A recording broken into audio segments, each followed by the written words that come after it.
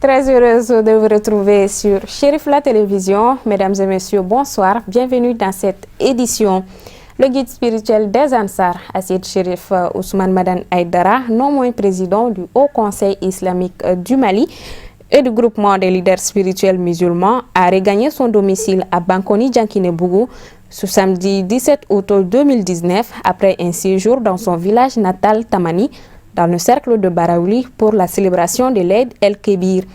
La tradition a été respectée par le guide spirituel des Ansar, satisfait du travail abattu par les agents de sécurité mis à sa disposition. Le guide spirituel des Ansar a félicité ces derniers avant de formuler des vœux de bénédiction. Sur invitation des Ansar d'Europe, le fils du guide spirituel des Ansar, Chérif Ahmed Tidiane Aïdara, s'est rendu respectivement en France, Italie et Malte. Durant son séjour européen, Chérif Ahmed Tidiane Aïdara n'a pas eu de repos car il a successivement animé des séances de prêche.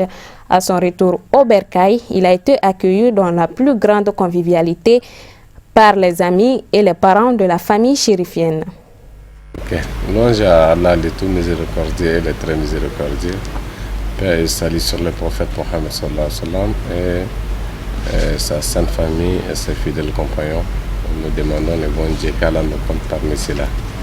Alhamdulillah, on a quitté Bamako le premier passé pour aller en Europe à cause de l'invitation des Ansardines qui sont en Europe. Et on a commencé par Malta, comme on dit en français, Malte. Et on a fait 2 jours là-bas. On a quitté France vendredi le 2 pour arriver à Malta. On a fait 2 jours là-bas. Vendredi,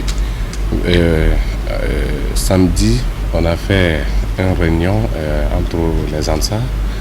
Et après dimanche, c'était la conférence. On a fait ça dans leur mosquée, dans leur grande mosquée du Malita. Alhamdulillah. Et Dieu merci. Le message qu'on a passé, alhamdulillah, les gens ils ont compris et il y a beaucoup de personnes qui ont prêté les serments d'allégeance. Alhamdulillah, on a fait ce jour, peut-être 3 jours à Malta. Le retour, c'était lundi. On est retourné à Paris. Et après ça, le week-end qui suit, l'invitation de l'Italie. Italie, il nous a invités pour aller faire aussi de prêche. Et on a fait 2 régions. Et on a commencé par Milan. Et on a fait la conférence aussi à la mosquée de Milan. Dieu merci, on remercie le bon Dieu. Et après, parce que les thèmes c'est différent, mais nous, nos prêches basés sur les bons caractères, les conduites, parce que le prophète il était envoyé à cause de ça. Là aussi, à Milan, il y a presque plus de 40 personnes qui ont prêté le serment d'allégeance. Alhamdulillah, Baya. Ça aussi, on était parti à Turin, précisément Cuneo. Et on a fait aussi, parce qu'on a fêté la fête des moutons qui nous a trouvés là-bas. On a fait la fête le matin et le soir, on est parti à Saragossa pour prêcher là-bas. Alhamdulillah. Nous remercions le bon Dieu parce que ce que nous attend tout le temps, c'est que le message qu'on passe, que les gens comprennent, comme l'islam, c'est la réalité de l'islam, c'est quoi? C'est la tolérance. On a passé le message, alhamdulillah, Dieu merci. Il y a beaucoup de personnes qui ont prêté les serments d'allégeance aussi. Et la dernière conférence, c'était en France, samedi passé, je pense que c'était le 17 août 2019, alhamdulillah. Je pense que vous avez vu dans les réseaux sociaux, alhamdulillah, Dieu merci aussi. Avec l'aide de Dieu, plus de 100 personnes qui ont prêté les serments d'allégeance on n'a pas de mots parce que le but c'est juste pour que les gens puissent comprendre parce que le serment d'allégeance c'est le prophète Mohammed sallallahu alayhi wa sallam qui était envoyé. Alhamdulillah, si aujourd'hui on a pu avoir le courage et puis pour passer ce message et puis les gens comprendre, alhamdulillah, nous remercions le bon Dieu. Bon, on peut dire juste les tournées s'étaient passées par 3 pays, Malte et Italie et la France. Ce que moi je veux dire en un mot, c'était basé sur juste nos prêches ici en extérieur ou bien en intérieur, c'est basé sur juste là qu'on dit bon caractère, c'est ce que nous on part sur ça. Après avoir sillonné successivement les localités de Yoro-Bougoula et Fourou, en 3e région administrative du Mali, Sikasso, le PDG de l'Agence malienne pour le développement de l'énergie domestique et l'électrification rurale et sa délégation ont terminé leur visite de terrain par la commune rurale de Luluni et Sikasso. À cette occasion, un déjeuner de presse est organisé à l'intention des journalistes pour les informer des missions qui s'assignent la Madère. Nos envoyés spéciaux, Sadio Sidibé, Fousseini Keita. Nous sommes à Luluni pour la 3e et dernière étape d'une série de visites de terrain initiées par l'Agence malienne pour le développement de l'énergie domestique et de l'électrification rurale dans le cadre de son projet intitulé Système hybride d'électrification rurale. Ce projet concerne une quarantaine de localités du Mali dont la commune rurale de Luluni à travers l'appui financier de la Banque mondiale. Cette action agissante de la Madère revêt un intérêt capital pour les notabilités car elle répond convenablement aux besoins vitaux de la population de Luluni selon le maire. Je suis très content. Vous savez, Luluni est une ville où la population atteint aujourd'hui plus de 14 000. Donc on a besoin aujourd'hui du courant. Il lance un appel à la population donc vraiment de prendre du courant et que la Madère aussi diminue le coût. Au terme de 4 jours de visite dans la région de Sikassou, le PDG de la Madère s'est dit très satisfait de l'état d'avancement des travaux des différentes centrales hybrides visitées. Il a tout de même précisé que ces centrales seront fonctionnelles dans 2 mois au maximum avant de rassurer que le coût de l'électricité va être considérablement réduit. Le coût de réalisation de la centrale hybride de Luluni s'élève à hauteur de 357 millions de francs CFA, disposant ainsi d'une salle de batterie, des panneaux solaires dont la capacité de stockage va jusqu'à 480 soit 110 kW crête. L'objectif de ce projet est de pouvoir augmenter la durée de service de 18h à 20h par jour. Tout est à hauteur de souhait, ce qu'on voit aujourd'hui. C'est fonctionnel, vous voyez la lumière qui est déjà au niveau de la centrale, là, ça vient d'ici. Mais le fait qu'il ne s'est pas encore raccordé au réseau, donc la population est encore dans le besoin. Yoro-Bougoula, la puissance était 75 kW crête. À Fourou, c'était 245. Ici, c'est 110 kW crête en termes de puissance solaire. Alors ici, le coût total de ce qu'on voit ici, c'est 357 millions de francs CFA. L'apothéose de cette visite de terrain a été Sikassou, le PDG de l'Agence malienne pour le développement de l'énergie domestique et de l'électrification rurale, a organisé un déjeuner de presse. Objectif, faire la restitution de la visite aux hommes des médias, mais également les informer des missions et rôles que s'assigne la Madère. On a jugé nécessaire, à l'occasion de cette mission de visite de chantier, pour organiser cette réunion de presse avec les différentes presses de la place et faire comprendre à toute la population de la région ce que c'est que la Madère à travers ces missions, faire comprendre à la population quels sont les projets qui sont actuellement en cours pour pouvoir corriger toutes les défaillances qui ont été constatées au niveau du premier projet qui a consisté à électrifier tous ces villages-là, mais avec du gasoil pur, avec toutes les difficultés qu'on a rencontrées. Quelles sont les mesures qui sont actuellement en cours par le gouvernement du Mali à travers la Madère pour corriger ces défaillances, de façon à ce que ces populations rurales aient accès à l'électricité de façon durable.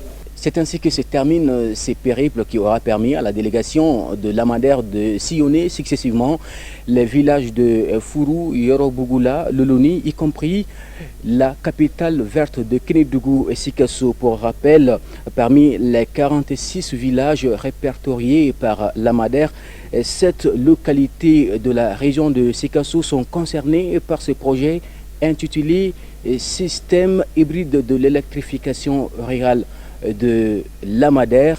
Et puis on va ajouter qu'à l'occasion de ce déjeuner de presse, le PDG de l'Amader a précisé que tous ces villages qui sont concernés par ce projet auront l'accès à l'électricité dans un bref délai.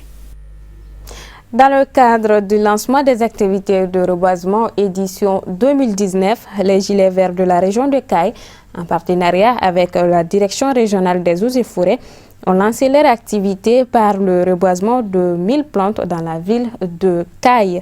Cette action a été appuyée par la société de gestion forestière Abdoulaye Alidou Sissé. Le commentaire est signé Amadou Diallo.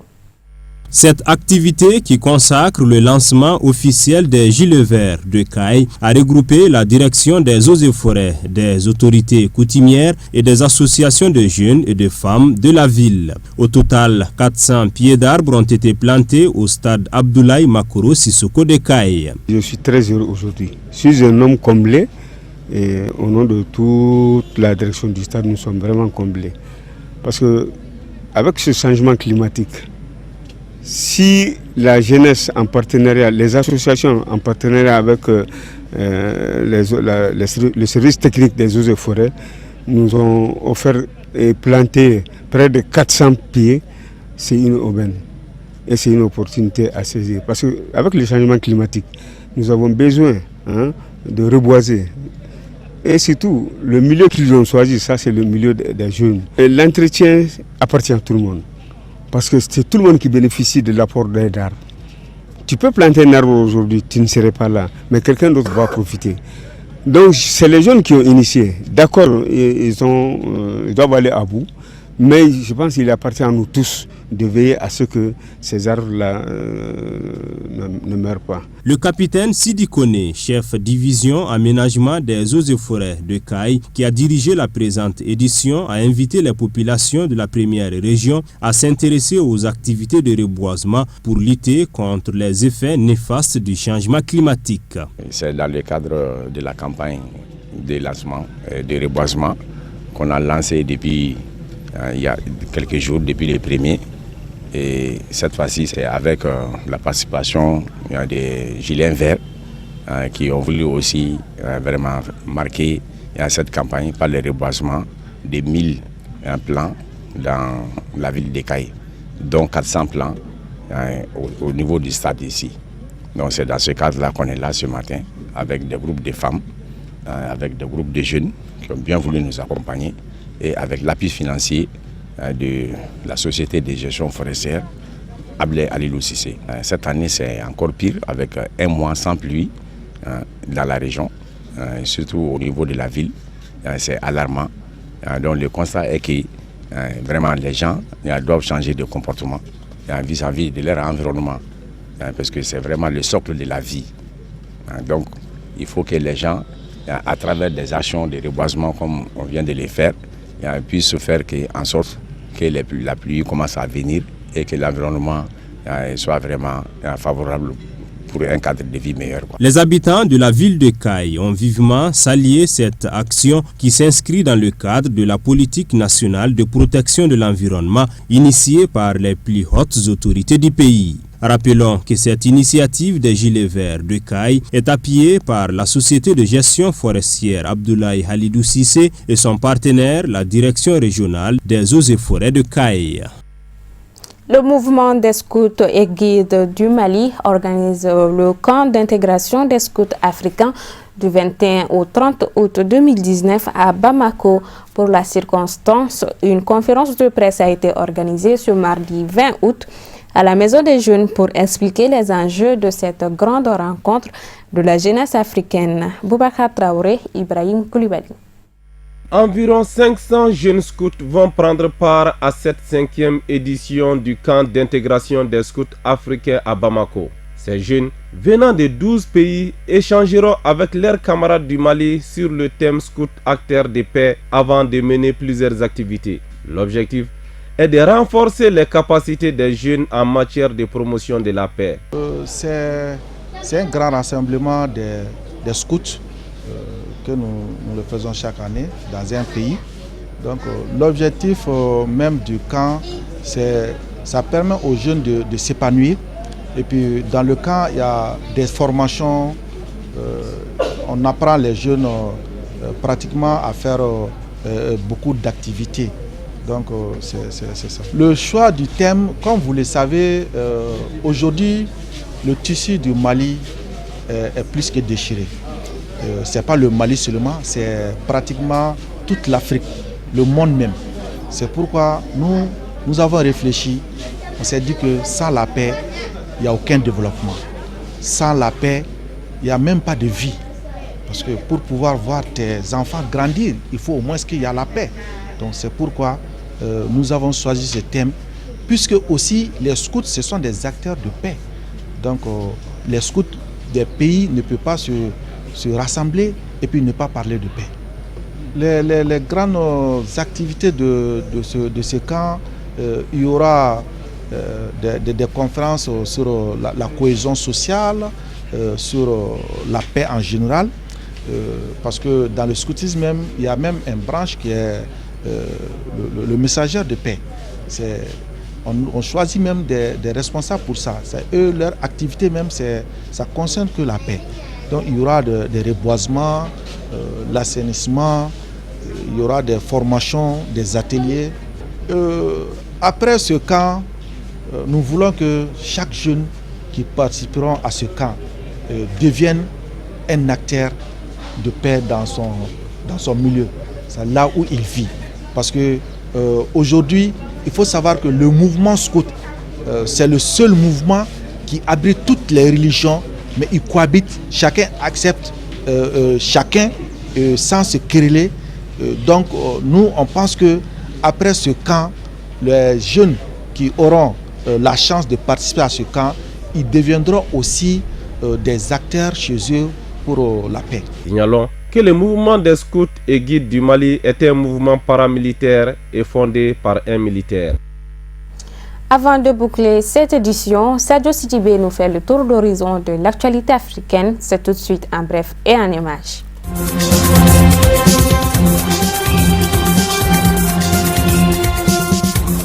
Accusé d'être l'un des cerveaux de la tentative de putsch de 2015, l'ancien chef de la diplomatie burkinabé est jugé pour trahison, complicité d'attentat à la sûreté de l'État, meurtre, coups et blessures.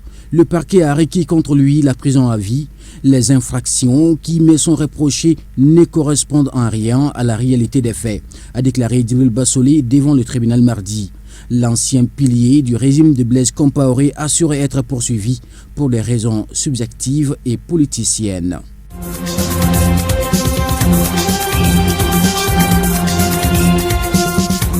L'actualité au Soudan, les généraux et les leaders de la contestation ont annoncé mardi 20 août la formation du Conseil souverain qui pilotera la transition soudanaise de 3 ans et 3 mois. Parmi les militaires donc, on retrouve les principales figures au pouvoir depuis la destitution d'Omar al-Béchir, comme le général Abdel Fattah al-Burhan ou le Samseddine Kabashi, qui était donc jusqu'ici le porte-parole du Conseil militaire de transition. Il siégera aux côtés du très controversé Mohamed Andandalgo, alias Ameti, le chef des redoutées forces de soutien rapide FSR.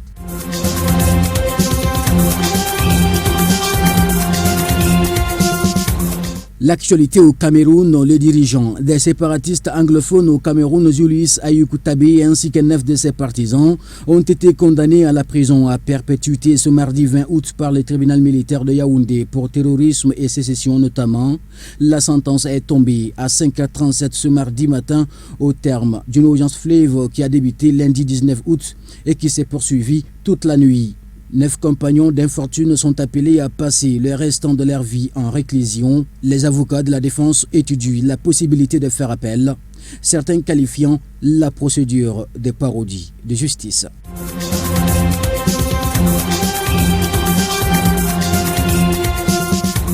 Un mot de l'actualité en Libye. La sentence des migrants secourus au large de la Libye par l'Open Arms ont pu débarquer mardi 20 août sur l'île de Lampedusa sur ordre de la justice.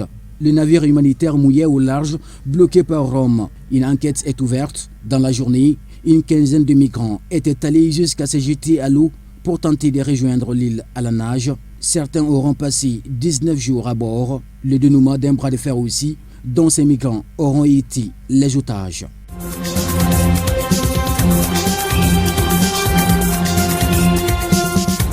Et enfin, pour terminer, le président italien Sergio Mattarella démarre mercredi ses consultations auprès des différentes formations politiques afin de constituer un nouveau gouvernement après la fin de la coalition entre la Ligue et le mouvement 5 étoiles.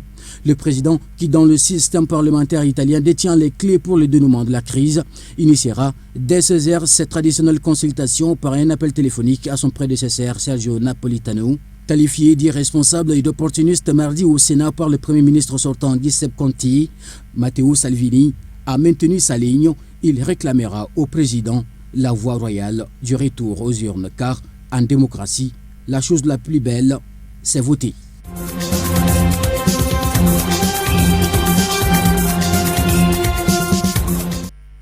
Voilà, c'est ce qui met fin à cette édition. Merci de l'avoir suivi. Bonsoir à tous.